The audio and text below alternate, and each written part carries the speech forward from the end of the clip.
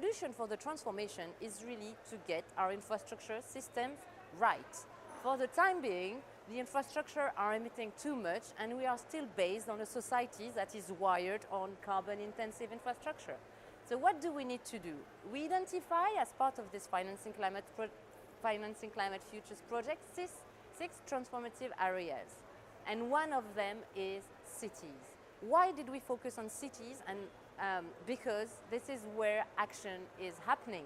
Most of the local governments have at hand the decisions that are shaping the decisions on infrastructure. It's decisions based on what are going to be the urban transport systems of tomorrow, what are the standards behind the different buildings that they are implementing, and what is going to be the carbon footprint of cities.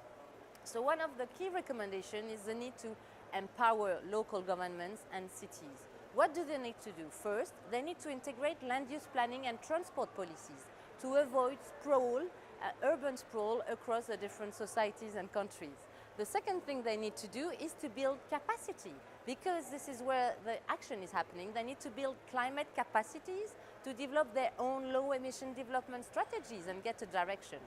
The third thing they need to do is to get the tax system right, and this is in the hands of national government.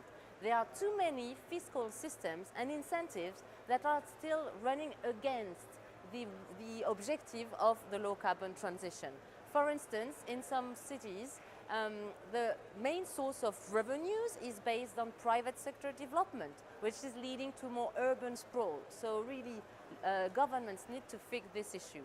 And the fourth thing, but it's probably the most important thing, and it's going to be the driver of the transformation, is the need to develop policies that are also inclusive. It's at the city level that governments can really show the short-term benefits of low-carbon infrastructure. This is where they can show that moving to public transport systems can bring air quality benefits, can really reduce the emissions, can reduce congestions, can just improve the well-being of people. And if we don't manage to really convince people that this low-carbon transition is good for them today and is bringing them benefits, then we'll never get the political legitimacy and power of actions. So this is where the action should lie in cities.